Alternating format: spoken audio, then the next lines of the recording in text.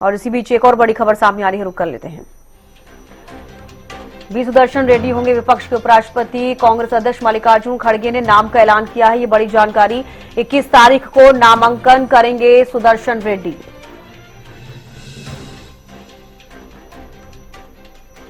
तो वी सुदर्शन रेड्डी होंगे विपक्ष के उपराष्ट्रपति पद के उम्मीदवार। कांग्रेस अध्यक्ष मल्लिकार्जुन खड़गे ने नाम का ऐलान किया है और वी सुदर्शन विपक्ष के उपराष्ट्रपति पद के उम्मीदवार होंगे। वी सुदर्शन रेड्डी होंगे विपक्ष के उपराष्ट्रपति पद के उम्मीदवार। बड़ी जानकारी आपको हम दे रहे हैं। कांग्रेस अध्यक्ष मल्लिकार्जुन खड़गे ने नाम का ऐलान किया। 21 तारीख को नामांकन करेंगे सुदर्शन रेड्डी। सुप्रीम कोर्ट के पूर्व न्यायाधीश हैं वी सुदर्शन रेड्डी। बड़ी जानकारी। वी सुदर्शन रेड्डी होंगे विपक्ष के उपराष्ट्रपति पद के उम्मीदवार। कांग्रेस अध्यक्ष मल्लिकार्जुन खड़गे ने नाम का ऐलान कर दिया है। 21 तारीख को नामांकन करेंगे सुदर्शन रेड्डी। इस वक्त की बड़ी खबर आपको बता रही हैं। वी सुदर्शन रेड्डी होंगे विपक्ष के उपराष्ट्रपति पद के उम्मीदवार। बड़ी जानकारी इस वक्त की आपको दे रहे हैं। कांग्रेस अध्यक्ष मल्लिकार्जुन खड़गे ने नाम का ऐलान किया है। 21 तारीख को नामांकन करेंगे सुदर्शन रेड्डी। अपराजिता श्री ज्यादा जानकारी के साथ जुड़ गई हैं। अपराजिता, विपक्ष की तरफ से भी नाम का ऐलान कर दिया गया है उपराष्ट्रपति पद के लिए और वी सुदर्शन रेड्डी का नाम सामने आया है। क्या कुछ ज्यादा जानकारी? बिल्कुल, देखिए, पूर्व सुप्रीम कोर्ट के न्यायाधीश वी सुदर्शन रेड्डी को उपराष्ट्रपति पद के लिए इंडिया गठबंधन का उम्मीदवार घोषित किया गया है। बैठक हुई, महत्वपूर्ण बैठक मल्लिकार्जुन खड़गे के आवास पर 10 राजधानी मार्ग पर ये बैठक हुई, जिसमें तमाम जो सदस्य है वो पहुंचे। इसके बाद ये सर्वसम्मति से ये निर्णय लिया गया। हालांकि प्रमोद तिवारी कांग्रेस के वरिष्ठ नेता है, उनके द्वारा ये जरूर कहा गया कि उपराष्ट्रपति का पद काफी गरिमा वाला पद होता है।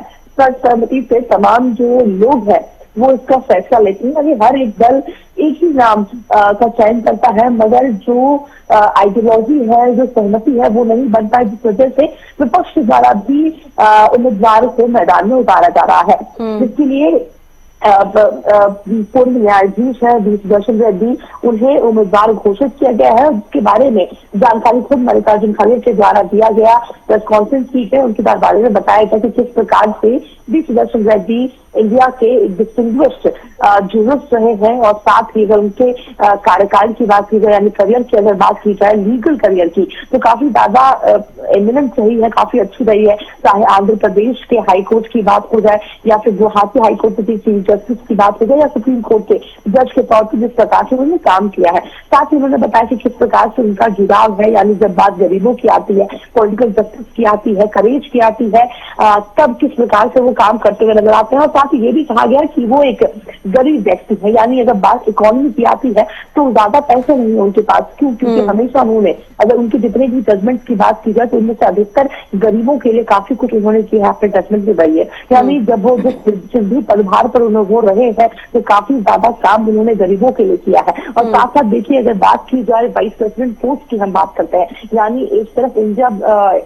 गठबंधन के द्वारा अपने उम्मीदवार को उतारा गया है, वहीं दूसरी ओर एनडीए के द्वारा जिस प्रकार से राणा कृष्ण को उतारा गया है, तो कहीं ना कहीं दोनों ही साउथ जो एक वोटर को वोट को साधने की यहाँ पे कोशिश की जा रही है। क्योंकि देखिए, अगर एनडीए की हम बात करते हैं तो जिस प्रकार से तमिलनाडु से व्यक्ति को उठाना, महाराष्ट्र के गवर्नर, उससे भी ज्यादा कई लोकसभा सांसद रह चुके हैं, 2 बार के अध्यक्ष रह चुके तमिलनाडु के, तो कहीं ना कहीं साउथ में अपनी पकड़ भारतीय जनता पार्टी बनाना चाहती है। वहीं कहीं ना कहीं जो प्रॉमिसिंग वोटर है कांग्रेस की, विपक्ष की, वो उसे खोना नहीं चाहती। तो कहीं ना कहीं क्लियर मैसेज यहाँ पर एनडीए के द्वारा भी दिया गया है कि आखिरी गांव तक हम लोगों की सेवा करेंगे। जिस प्रकार से प्रधानमंत्री के द्वारा कहा जाता है कि आखिरी व्यक्ति को भी हम नहीं छोड़ेंगे, उनके लिए भी काम करेंगे। और यही करने की कोशिश की गई, क्योंकि साउथ में कहीं ना कहीं पकड़ बीजेपी की अभी उतनी स्ट्रांग नहीं है। खासतौर पर अगर तमिलनाडु की बात करते हैं तो लोकसभा में 0 आए और अगर विधानसभा की बात करते हैं तो 350 सीट है वहां पर।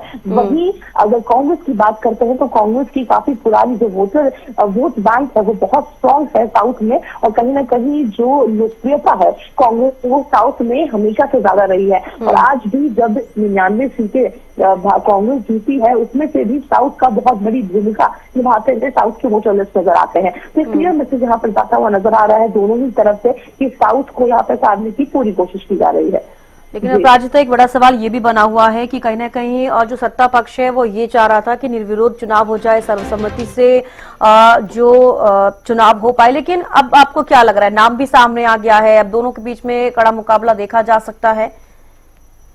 देखिए, हालांकि आंकड़ों की अगर बात करते हैं, अगर आंकड़े से हम जाते हैं तो कहीं ना कहीं स्ट्रेट क्लियर हो जाता है कि जो एनडीए के उम्मीदवार हैं उनकी जीत पक्की है। मगर उम्मीदवार उतारा जरूर गया है, यानी उम्मीदवार जरूर उतारा गया है। एनडीए ब्लॉक की तरफ से एक स्टेटमेंट दे दिया गया है कि हम आपके साथ नहीं है, हम अपना उम्मीदवार उतारेंगे। मगर जिस प्रकार से आंकड़े बताते हैं तो कहीं ना कहीं क्लियर है कि जो एनडीए के उम्मीदवार है उनकी ही जीत होगी, क्योंकि आंकड़े उतने विपक्ष के पास नहीं है। जी बिल्कुल, आप सही कह रही हैं प्राजिता। एनडीए के उम्मीदवार की जीत इसलिए भी लग रही है क्योंकि आंकड़ों का ये गेम होता है, लेकिन विपक्ष हार नहीं मानना चाहता है और इसीलिए कहीं ना कहीं पूरी कोशिश विपक्ष की तरफ से हमेशा ही की जाती है और ये होना भी चाहिए, क्योंकि मजबूत अगर विपक्ष होता है तो कहीं ना कहीं सरकार के लिए ये बेहद जरूरी भी हो जाता है। अब देखने वाली बात होगी आगे क्या रहेगा। बेहद शुक्रिया प्राजिता जुड़ने के लिए, तमाम जानकारी देने के लिए।